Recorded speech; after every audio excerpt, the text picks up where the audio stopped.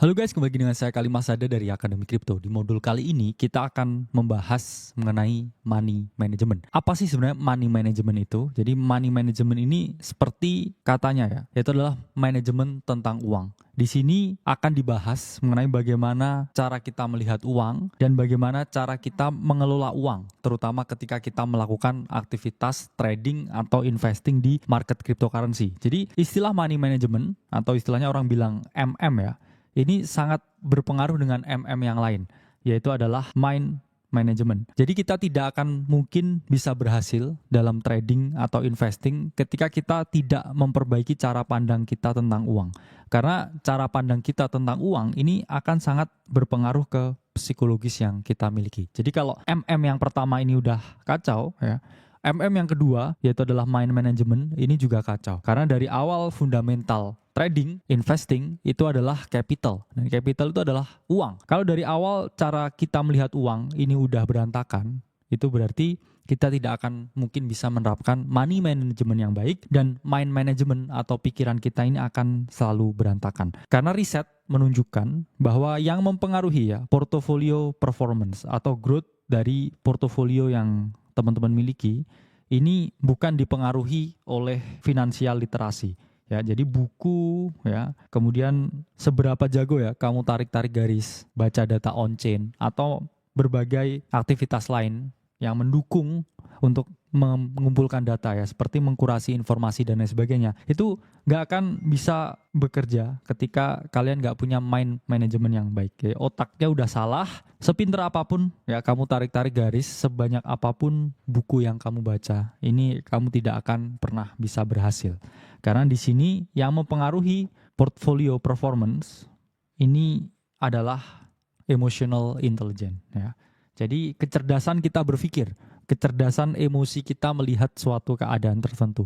Ini yang harus digarisbawahi ya. Jadi portfolio performance itu baru bisa naik ketika emotional intelligence kita itu tinggi ya. Jadi bukan finansial literasi ya. Finansial literasi memang mendukung, tapi saya berani ungkapkan ya 80% ini adalah masalah psikologis. Sementara teknik yang kamu gunakan, metode yang kamu gunakan, ini hanya berpengaruh sampai 20%. Jadi kalau dari awal kamu nggak punya emotional intelligence yang baik, jangan berharap kamu bisa survive di market. Karena setiap hari ya melihat market crypto yang 24/7/365 ya. Dari kamu scrolling PNL-mu setiap 5 menit.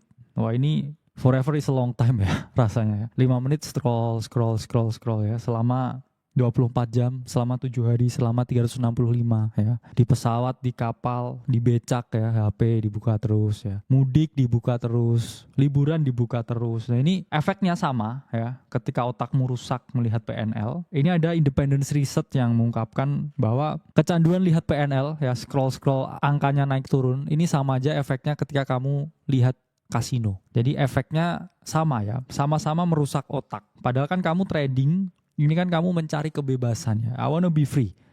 Tapi kenapa setelah trading saya jadi lihat HP terus ya. Ekspektasi jadi tinggi terus ya. Suka marah-marah ya, suka ngelamun, suka tantrum.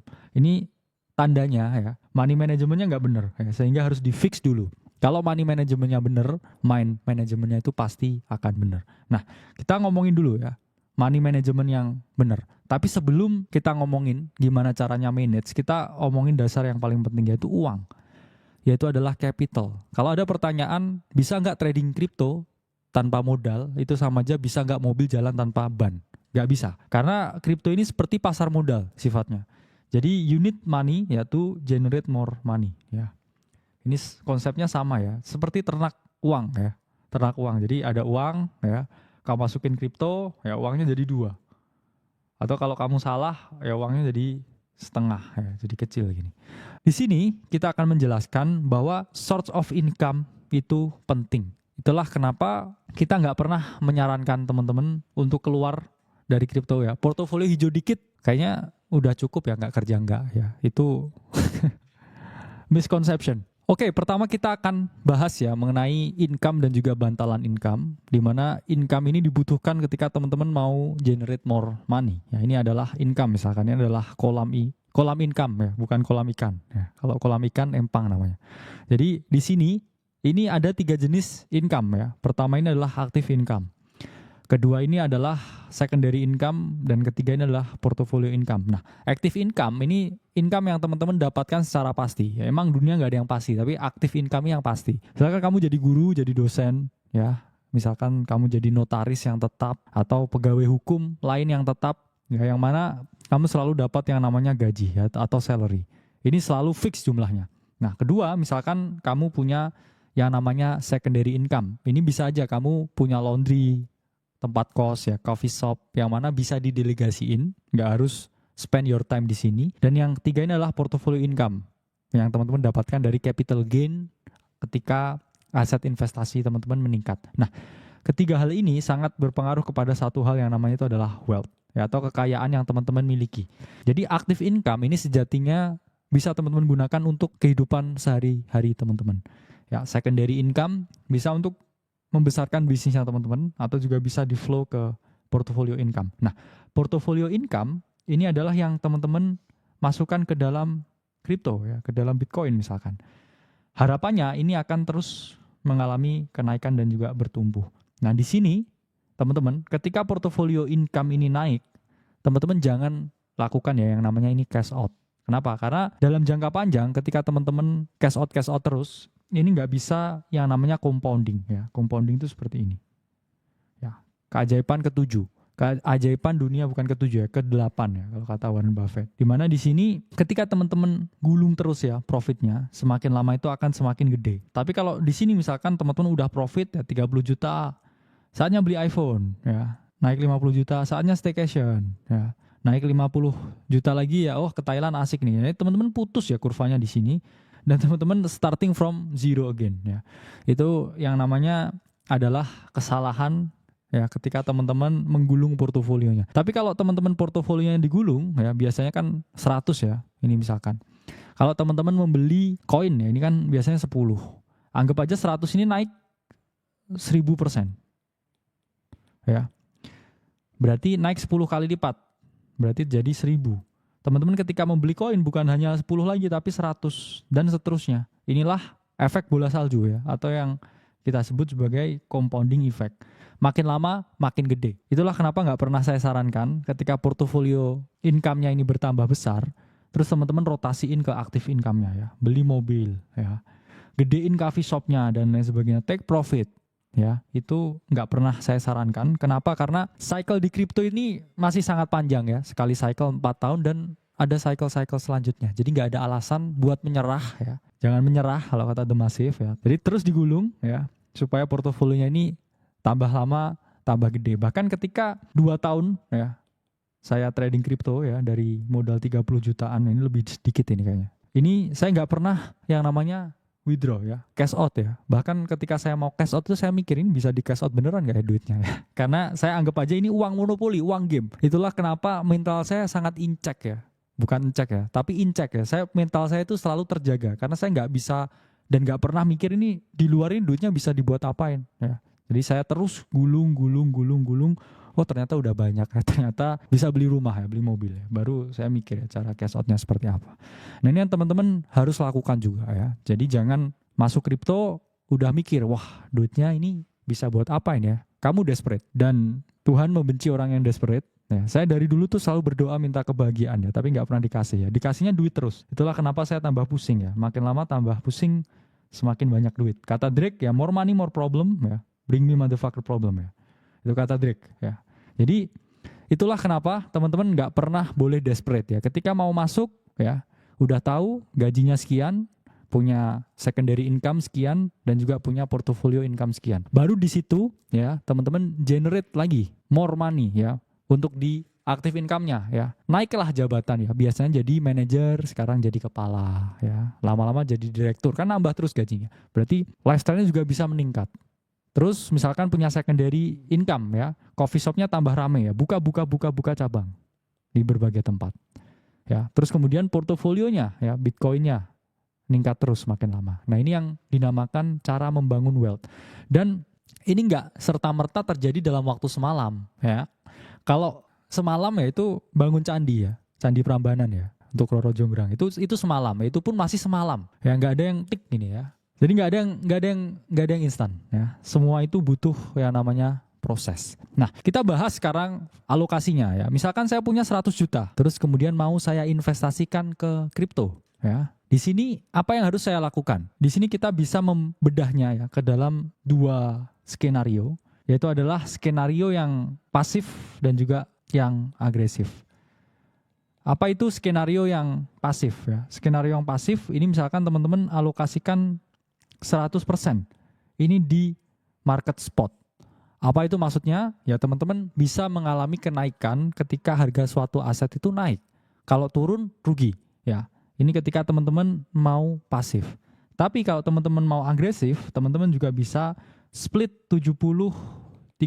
Jadi 70 di market spot, 30-nya di market derivatif. Apa itu market derivatif? Itu adalah market di mana teman-teman bisa berdagang posisi dua arah ya, posisi naik atau turun. Ketika teman-teman berdagang posisi turun atau sell short, ini ketika harga suatu aset turun, ini teman-teman bisa memperoleh keuntungan. Nah, dulu derivatif ini fungsinya adalah untuk hedge ya, tapi sekarang dijadikan suatu alat untuk spekulasi. Nah, 30% di derivatif ini pun memiliki risiko yang sangat tinggi karena 70%-nya di spot juga, ini juga risikonya tinggi ya. Di kripto ini risikonya itu ada dua. Satu risiko yang tinggi, dua risiko yang sangat tinggi. Itulah kenapa teman-teman di sini harus memahami. Semua di kripto itu nggak ada yang nggak ada risikonya. Selalu ada risikonya ya. Hidup pun juga penuh risiko. Misalkan saya beli kopi ya, kopinya ketumpahan di baju saya, akhirnya saya harus pulang ya, nggak jadi kerja, itu pun juga risiko. Atau saya jalan ya tiba-tiba ketabrak motor ya, itu juga risiko. Ya nggak ada yang tidak ada risiko ya. Ya mungkin mati ya, tapi mati pun juga dimintai pertanggungjawabannya. Jadi nggak ada yang bebas ya, di dunia ini nggak ada yang bebas. Itu yang harus kamu pahami. Nggak ada yang bebas, nggak ada yang selalu enak. Kalau ada enak dikit itu bonus. Ya, jangan mencari justifikasi bahwa oh saya harus selalu menang di kripto, saya harus selalu berhasil. Nggak ada yang selalu berhasil ya. Yang pasti itu mati.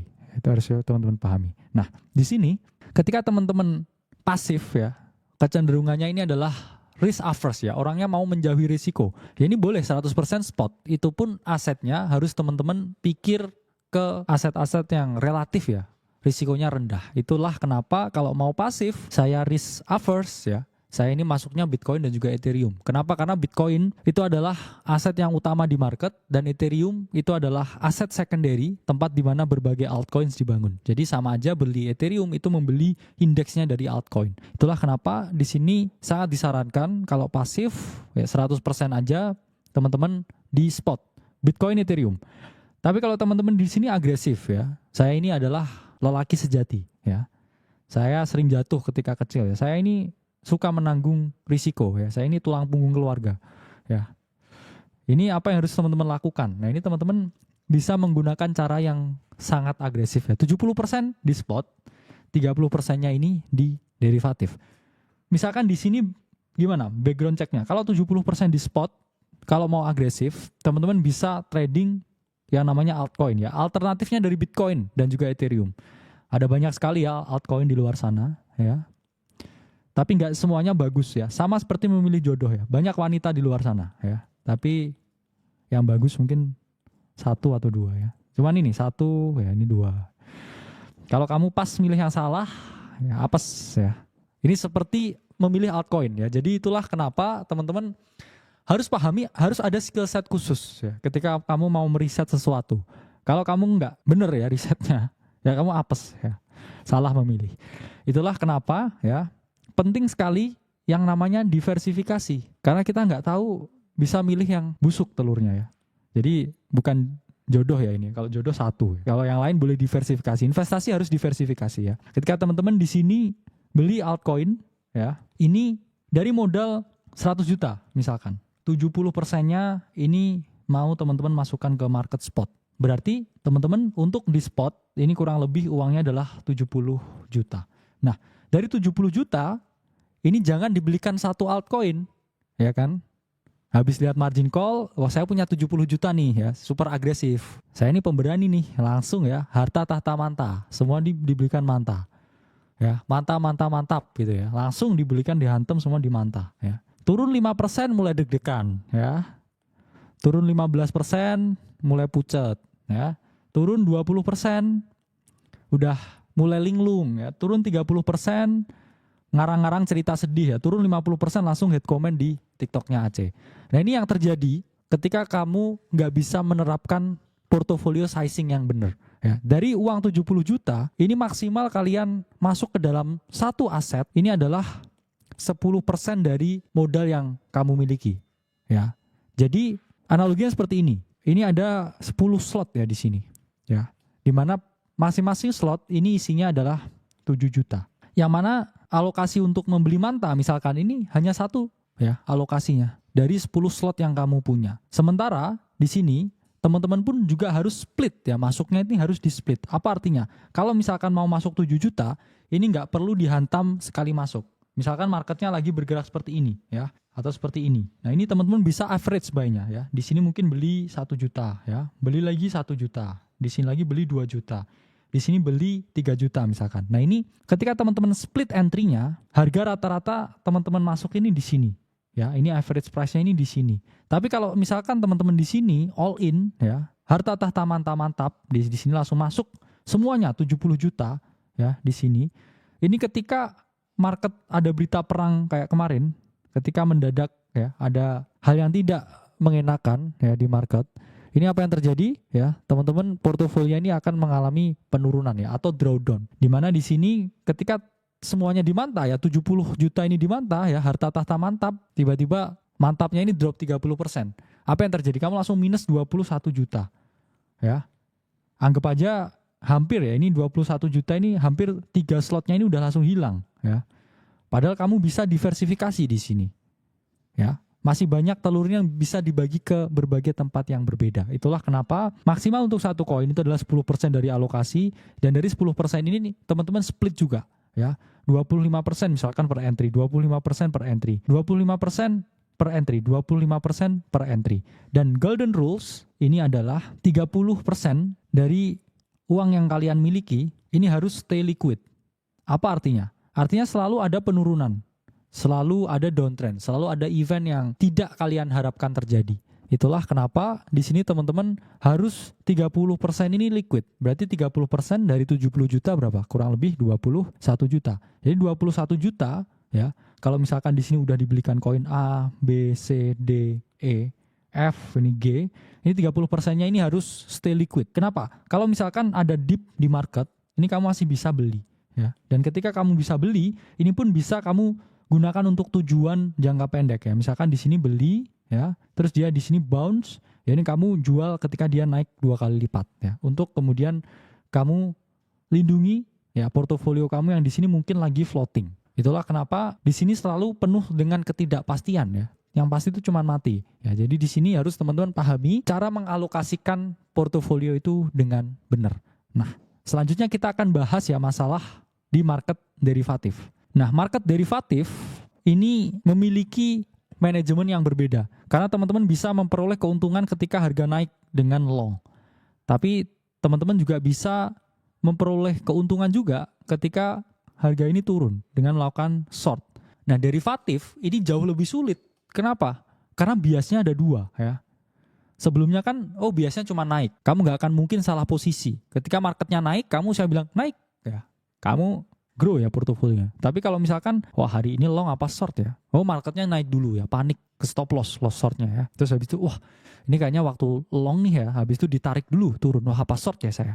Itu kebingungan ini ya, paradox of choice ini yang menyebabkan kamu nggak akan pernah bisa fokus grow your portfolio. Itulah kenapa fokus, yaitu kuncinya nomor 1. Dan itulah kenapa derivatif market ini bukan buat pemula ya. Mental kroco ya, jangan main kripto ya. Main gundu ya, lebih baik main gundu. Jadi di sini harus teman-teman pahami, ketika di market derivatif ini ada sesuatu yang namanya itu adalah risk per trade. Apa itu risk per trade atau RPT? Ya, bukan RBT. RBT itu ringback tone. Nah, ini RPT, risk per trade. Ini adalah jumlah yang kalian risikokan ketika kalian salah. Manusia itu tempatnya salah ya. Saya ingatkan, bot trading terbaik di dunia itu 40% akurasinya. Jadi kalau kamu bisa lebih baik dari itu 50-60%, kamu udah ngalahin bot trading yang performanya ini sangat baik. Jadi risk per trade ini adalah jumlah yang kalian risikokan. Idealnya risk per trade itu adalah 1% dari total portofolio. Misalkan saya punya 10 juta ya, saya mau main future 10 juta. 1% dari 10 juta ini berapa? Ini adalah 100.000 ya. Dan kalau kamu tarik ya, kamu tokenisasi 100 juta ini ke dalam jumlah yang lebih kecil. Ini ada 100 teman-teman.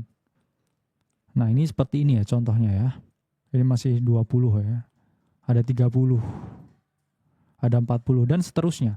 Dari risk per trade yang hanya 1%, ini kamu hanya merisikokan ya 1 telur ikan di sini. Itulah mengapa di sini kamu punya 100 kesempatan untuk salah. Masa dari 100 kesempatan itu nggak ada yang benar sama sekali. Bahkan sorry ya, monyet pun kalau cuman ngeklik 2 tombol ya, merah atau hijau, itu dia ada probabilitas loh ya menang di 1 telurnya ini. Itulah kenapa sangat penting risk per trade, lindungi ya dirimu, sayangi mental healthmu, sayangi keluargamu. Jangan all in ya, habis itu salah langsung pamer cerita sedih. Karena hidup ini menyedihkan, saya tahu hidup ini menyedihkan, tapi kita nggak boleh pamer-pamer terus cerita sedih ya. Berarti ada konsep yang salah. Di risk per trade, ini teman-teman memahami bahwa teman-teman punya kesempatan 100 kali salah ya. Bayangkan kamu 100 kali salah dimaafkan. Ini analoginya misalkan kamu punya 100 nyawa ya. Kucing ini misalkan ketabrak 100 kali tapi masih hidup. Tapi kalau ketabrak ke 101 gimana bang ya? Ya mati ya. Tapi di sini teman-teman harus pahami ya. Dari 100 nyawa ini nggak mungkin ya kamu nggak bisa recover salah satu di sini. Itulah mengapa sangat penting ketika di future ini teman-teman harus menerapkan 2 hal. Ya, satu ini adalah nggak pernah average down. Apa ini average down? Ini ketika teman-teman buat ya ini trading plan ya. Ini adalah entry, sini exit, di sini invalidasinya. Ketika teman-teman masuk di sini ya. Ketika harga turun, terstop loss udah. Jangan tiba-tiba di sini wah ini masih bisa bouncing nih ya sepertinya di sini. Apa saya matiin ya stop lossnya? Ya turun lagi. Wah turun lagi nih. Saya kayaknya juga entry lagi nih di sini ya. Telur ikannya di sini diambil lagi ke sini. Ini pasti habis ini bounce di sini. Masih turun lagi ya. 1 telur ikan lagi dikorbankan. Turun lagi ya. Akhirnya 5 sampai 10 telur ikannya dikorbankan dan ternyata marketnya crash. Apa yang terjadi? Ya ini kukut ya. Dagangan telur ikannya ini kukut, hilang semuanya. Ternyata waduh tinggal 70% nih. Padahal ketika 70% teman-teman mau mengembalikan lagi ini lebih sulit. Akhirnya revenge trading lagi yang dirisikokan. Wah tadi saya udah ke stop loss nih 30% modal saya hilang. Next trade ini saya pasti bener saya langsung risikokan 50%. Ini kalau misalkan saya berhasil ya ini saya langsung balik modal. Apa yang terjadi setelah merisikokan 50%? Mau nge-short misalkan, ini nge-short ini ya. Saya trader TikTok, short. Ternyata malah marketnya reverse ya, kamu kehilangan semuanya. Ya you lost everything. Itulah kenapa di market derivatif ini sangat sulit karena ada 2 bias ya. Ada 2 bias ya. Inilah kenapa di sini harus teman-teman pahami, selalu pakai fixed entry. Jadi nggak ada yang namanya average down. Kedua, jangan hedge ya. No hedging. Hedging itu apa? Misalkan di sini teman-teman pasang posisi long ya. Saya long di sini. Ternyata masih ditarik turun ya. Posisi longnya ini nggak di close, oke?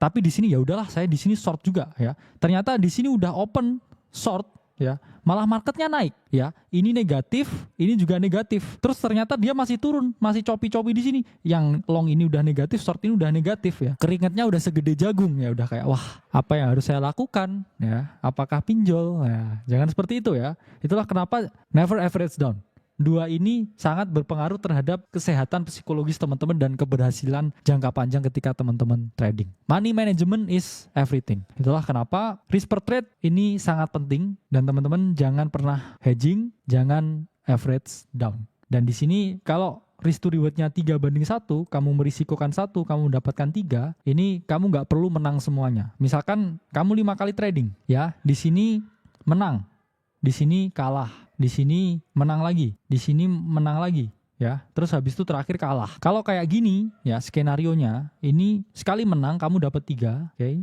Dan sekali kalah misalkan kamu kalah 1. Ini kalau di total, ya ini 9 dikurangi 2. Kamu masih plus 7. Inilah pentingnya risk to reward ya. Bahkan skenario mungkin dibalik ya. Kamu kalahnya lebih banyak. Misalkan di sini kalah beruntun. Terus baru menang 2 kali. Nah ketika kalah min 1, terus kemudian di sini plus 3, ya ini plus 3 sama dengan 6 ya. Dikurangi 3 sama dengan masih plus 3. Bahkan ketika kamu banyak salah, kamu akan dimaafkan. Ya, market ini adalah wanita yang sabar. Banyak kesalahan tapi terus dimaafkan. Ya, itulah pentingnya menggunakan risk to reward yang baik. Gak ada yang istilahnya menang 100%. Ya, saya selalu benar. Saya selalu ini ya. Itu gak ada. Itu hanya ada di dunia fantasi. Jadi market bekerja seperti ini. Kalau di sini kamu ngatur money manajemennya udah bener, ini otomatis pikiranmu akan sehat ya. Kamu nggak tantrum, kamu nggak marah-marah, kamu nggak penuh dengan cerita sedih, kamu nggak penuh dengan drama ya. Itulah kenapa money management is everything dan sangat menentukan keberhasilan trading teman-teman. Selanjutnya akan kita bahas mengenai mind management atau manajemen psikologis. Saya Khalid Masada dari Akademi Kripto. Sampai berjumpa di video selanjutnya.